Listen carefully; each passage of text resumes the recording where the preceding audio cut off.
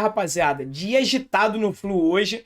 Então esse vídeo aqui é o Diário do Flu, onde eu trago todas as notícias do dia, a mais relevante, né, do nosso Flusão para você. Falar uma coisa para vocês, hein? Hoje foi quente. Temos aí a notícia que a Prefeitura do Rio está liberando o público no estádio a partir de setembro. Vou trazer para vocês toda a programação aí, quantidade de público, data, quando é que vai voltar 100% de público.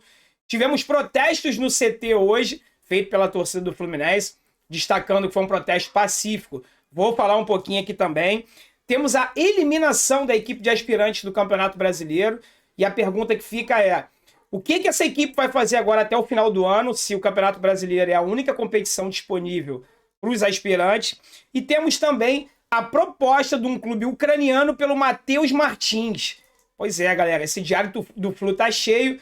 Então fica ligadinho aí, volto logo depois da vinheta. Como diria o professor Raimundo, é VaptVupt.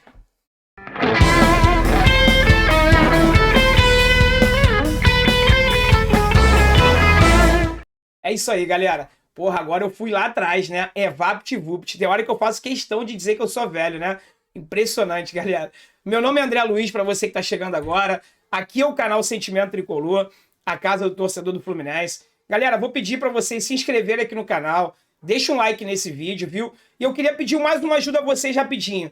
Aqui embaixo tá o nosso Instagram, viu? Faltam menos de 100 seguidores lá no Instagram para eu poder bater 6 mil. Pois é, enquanto aqui no canal a gente tá rumo a 53 mil, o nosso Instagram ainda é pequenininho. Então, se você não seguir a nossa página lá, segue, por favor.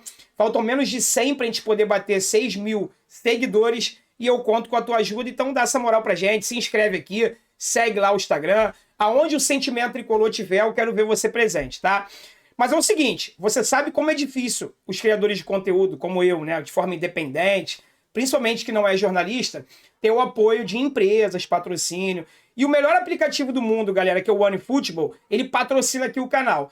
Então, se você ainda não baixou, que eu tenho certeza que a maior parte da galera aqui da Tropa do Sentimento já baixou o OneFootball, clica no link, galera, que tá aqui na descrição desse vídeo, tá? Baixa o aplicativo, é de graça, você não precisa pagar nada em momento nenhum e você vai estar ajudando pra caramba o canal Sentimento Tricolor a continuar mantendo esse trabalho que a gente faz aqui diariamente, trazendo vídeos do Fluminense pra vocês, tá? Então, se não baixou, vai no link que tá aqui na descrição, é de graça e baixa lá o OneFootball, beleza, galera?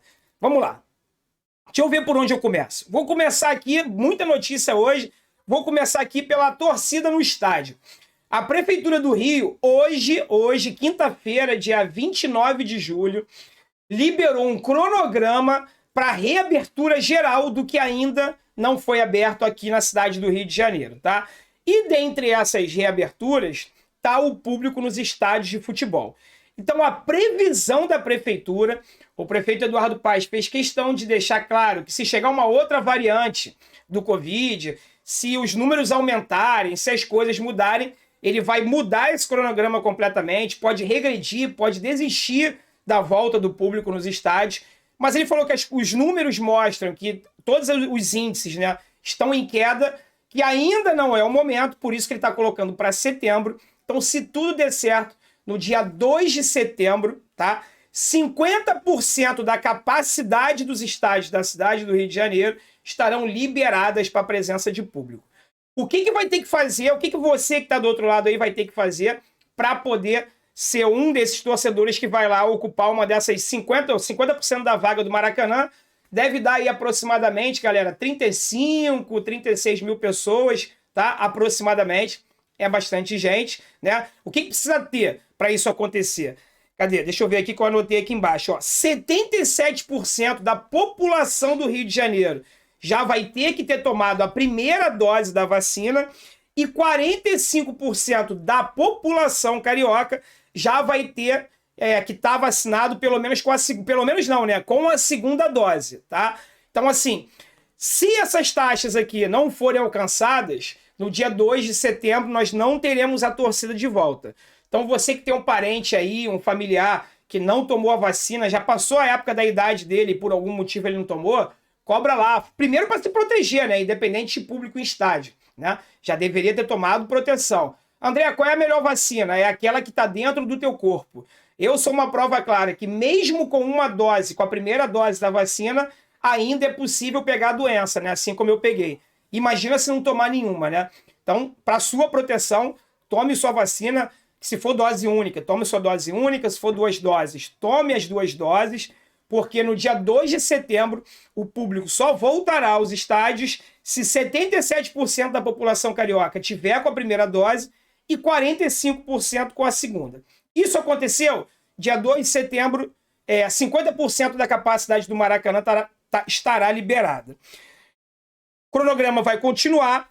A tendência da prefeitura no dia 17 de outubro, ou seja, um pouco mais depois de um mês, liberar 100% do Maracanã.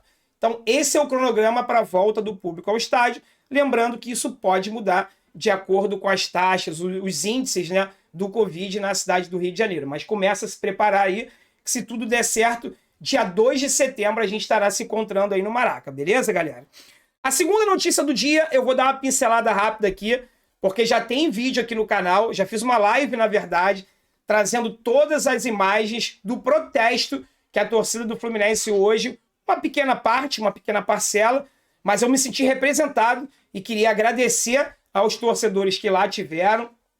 Conversaram com alguns jogadores, outros não quiseram parar para conversar. O principal alvo desse protesto hoje era o Roger Machado, Paulo Henrique Ganso e Egídio. O Egídio e o Roger ninguém sabe, ninguém viu. Ou entraram por outro lugar, ou enfim, já estavam lá dentro, não passaram ali pela torcida. O Ganso até passou e baixou o vidro, só que estava com a sua esposa e uma criança dentro do carro. Então a torcida do Fluminense, como sempre, muito diferenciada, até em momentos de crise, respeitou a família do jogador ali e não enquadraram ele, não fizeram nenhum tipo de protesto. Mas se você quiser ficar por dentro de tudo que aconteceu nessa manifestação, nesse protesto da torcida tricolor, eu vou deixar o link aqui na descrição desse vídeo também, com a live que eu fiz aqui, com todos os detalhes, apenas dando créditos que as imagens que eu mostrei nesse vídeo anterior a essa live que eu gravei aqui, é do Instagram da torcida organizada Força Flu, tá? Que encabeçou esse protesto e fez uma live no Instagram deles, passou esse protesto todo ao vivo lá, e foi de lá que eu retirei essas imagens e fiz os melhores momentos e deixei disponível para vocês, tá legal, galera? A outra notícia desse vídeo é a eliminação da equipe de aspirantes. O Fluminense hoje precisava vencer a Ponte Preta nas Laranjeiras, tá? E mesmo assim depender de outros resultados. O que aconteceu? O Fluminense não venceu a Ponte Preta. Pelo segundo ou terceiro jogo dentro desse mesmo campeonato, sofreu um gol aos 48 minutos do segundo tempo e está eliminado do Campeonato Brasileiro de Aspirantes. Ano passado, o Fluminense conseguiu chegar na semifinal. Esse ano, nem isso. Fomos eliminados de forma precoce. Ainda tem 1 ou 2 rodadas da fase de grupos ainda. O Fluminense está fora, está eliminado. E aí eu pergunto a você, não a você, torcedor tricolor, que está aí na mesma situação do que eu, né? Mas o seu Paulo Angione, que sempre bateu no peito para falar que esse projeto era dele, né? Ele que teve a ideia, ele que lançou. Eu acho que o projeto é até bacana, está sendo mal conduzido. O Ailton não era para estar como treinador dessa equipe. E a minha pergunta é, o que esses jogadores farão até o final do ano? Se o Campeonato Brasileiro de Aspirantes é a única competição que essa equipe poderia jogar. Tem vários atletas com idade para atuar ainda na equipe sub-20, tá? Então eu espero de coração que esses atletas agora sejam aproveitados. Afinal de contas, o Fluminense está disputando o Campeonato Brasileiro sub-20. Jogou terça-feira agora, ou segunda, contra o Corinthians lá em São Paulo, empatou de 1-1. Então tem uma competição em andamento e espero que os atletas com idade para a categoria sub-20 retornem para a sua categoria de origem. E os que não têm? E os jogadores acima de 20 anos? O que fazer com eles agora? O que o Ailton vai ficar treinando essa equipe lá no CT, no mesmo horário da equipe profissional, já que essa equipe sub-23 é um projeto da equipe profissional, como disse o Mário, diz o Roger, diz todo mundo, né? O que vai acontecer com essa equipe agora? Pergunta para você da diretoria do Fluminense, espero que alguém responda. É difícil alguém responder, porque a diretoria do Fluminense atualmente não se comunica com a torcida, não explica nada, mas vamos esperar, ver se nos próximos dias aí sai alguma notícia em relação a esse projeto, porque agora acabou o ano para eles. Não tem mais competição. E a minha pergunta é, o que fazer com esses jogadores a partir de agora? Vai sair emprestando todo mundo? E aquela ideia de manter os jogadores em atividade para quando o time profissional precisasse. Parece que deu ruim nesse projeto Sub-23 aí, hein, galera? Vamos lá. Notícia, talvez, todas elas são muito importantes, tá? Mas talvez a notícia mais importante desse vídeo é a thumbnail, é a capa, eu tenho certeza que isso te trouxe aqui.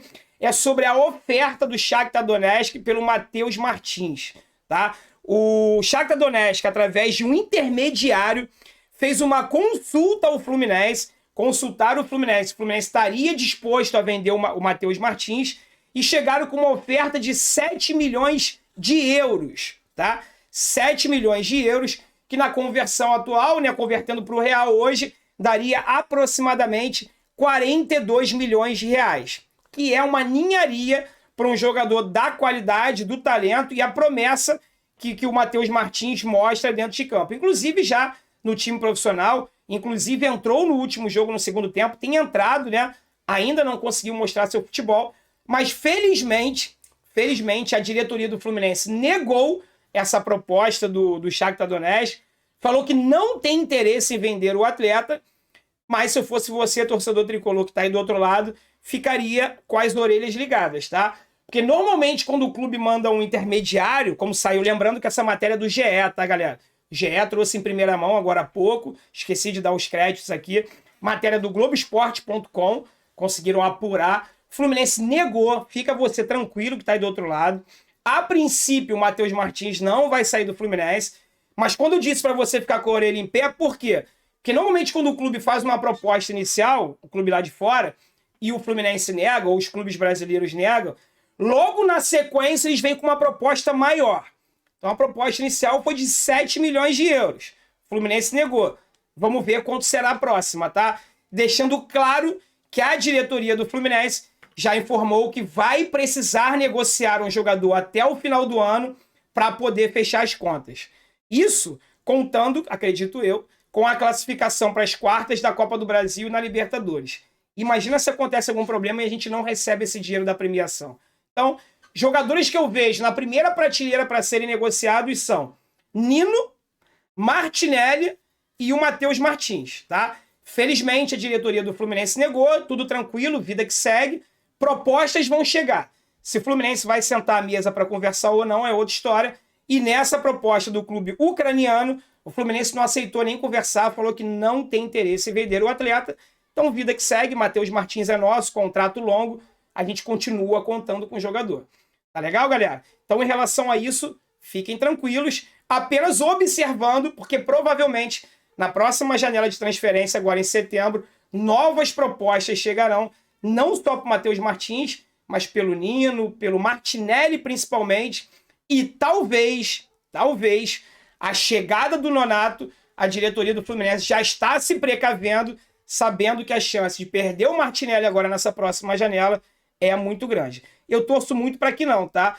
Caso chegue uma proposta irrecusável pelo Martinelli, irrecusável, que o Fluminense até faça a negociação, mas que o Martinelli só saia após o término das competições, que não nos deixe agora no meio do Campeonato Brasileiro, Copa do Brasil, se Deus quiser a gente ainda lá, e Libertadores também.